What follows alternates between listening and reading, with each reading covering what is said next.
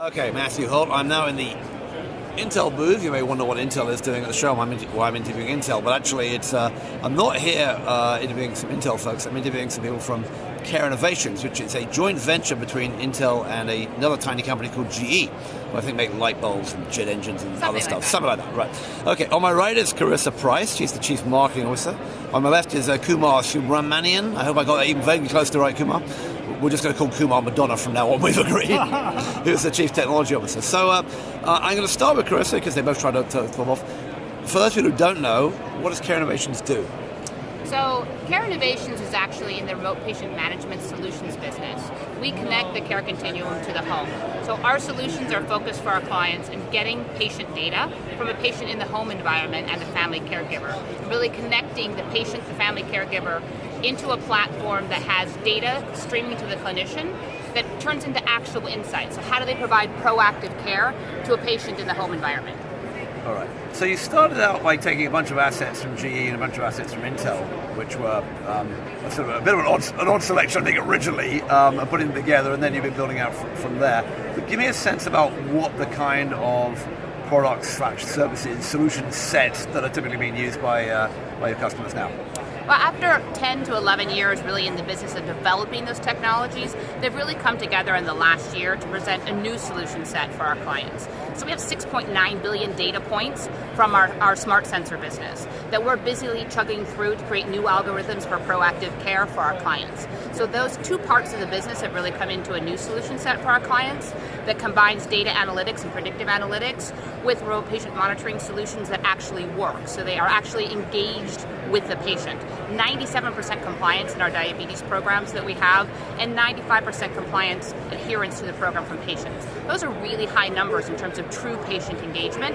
That level of engagement provides more data to go into the data analytics engine and provide more insights to our clinical clients. So, Kumar, tell me a bit about what that actually looks like from the point of view of the user, and then what do you have to do on the technology side to make it all work? So go lay it down in what that sensor type product means. Essentially, it's very simple. The patient gets a tablet device that has Bluetooth peripherals connected to the tablet, and they can take vitals measurements and beam it up to the clinician in the hospital, who has the other side of the software, which is what we call the Health Harmony Maestro, which will allow the clinician to monitor the patient from a remote location and be able to interact with them and get in front of things that will be going wrong with the patient in their home, essentially.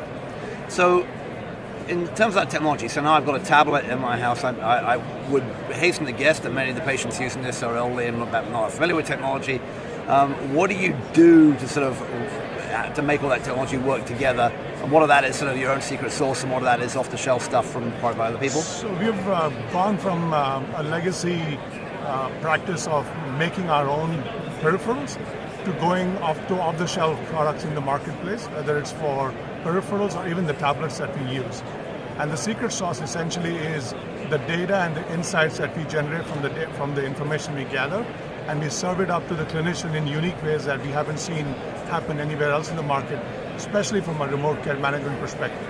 So you're more a sort of data analytics, big data company now than you are a sort of... We're more of a software and a data analytics company now than we were a device and a peripherals company. Which was our legacy. Which must confuse Intel and GE a whole lot, I would say. Right. But they've completely come on board since then. Since we've been out there telling them what we're doing, they're working with us to say, what services and software can we provide to you to make you successful? So there's a flip already that's taking place.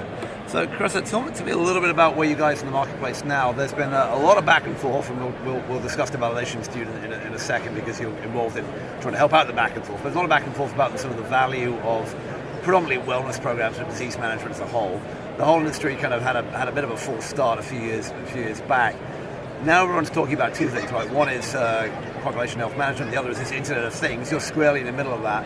But today, where are you guys in terms of customers, revenue, installations, and how's that been changing?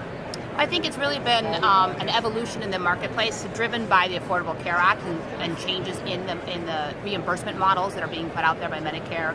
some of the innovations that we see on the Medicaid side, and even the innovative private players on the health system providers system. That move to fee-for-service to value-based care is going on right now. We're certainly seeing the benefit of that. So we have a variety of clients that span the universe of people who are really looking to be in the forefront of that move to value-based care. So whether they're payers or their health systems or their Medicaid organizations or their managed care organizations, even SNFs, home health, all of those players are coming together and looking at new business models of how do they get and manage that patient at home to keep them out of the higher cost acuity situations. And we are, primarily situated in that inner space to help them do that because we understand the clinical world in a way I think that a lot of startups, smaller based companies just don't, and we understand the patient at home in ways that a lot of more healthcare traditional kind of companies don't, and so we're able to connect those two into a true solution for our clients. So give me some numbers around numbers of clients, revenue, devices out there, patients under management. Give me a sense of the scale of where you are now. Certainly. So we have 70 plus clients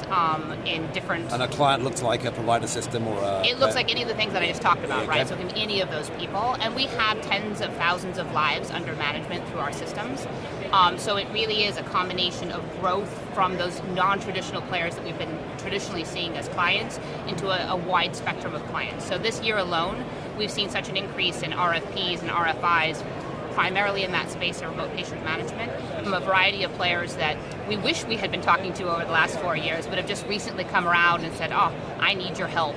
How can you help me connect with this? Or in some cases, people who have been piloting with competitor products, but are having some real problems in designing a truly successful program. So we see a lot of interest in our solutions around the logistics part of a remote patient management program, which is exciting to us because we think that we do have a competitive edge in that particular space. And my assumption is that a patient under management under your system who's being managed by your technology is pretty expensive in general, or you're trying to make them cheaper, obviously. But we're trying to make it cheaper, as cost effective as possible, right? So our current model that we have as software as a service can actually go all the way to gamma to BYOD. So if a client wants to really drive down costs, they could offer a remote patient management solution through Health Harmony, where the patient is actually providing their own device. Most of our clients typically get a whole kit, a Health Harmony kit, because their patients either not technologically savvy, don't have their own devices, or they're looking to provide that turnkey operation to their patients. But the cost can be quite low. It can, it really depends on what the client is trying to solve. And do you have some data? And that would turn around to the other part of this. The other side of what you're doing is that you set up a new validation institute, which I full disclosure I'm on the board of, although as we announced, I managed to miss the board meeting by being in the wrong place at the wrong time. So I'll see you at the next You're one. You're a bad board member. A bad board member. We have hope for you. We have hope for me, yes. But pretty impressive sort of board of who's who in sort of the more academic side of measuring if this stuff works. So given there's a lot of controversy now out there in the market about whether this disease management stuff works, everyone's kind of moving towards it, as you said, but we know we've got to do something.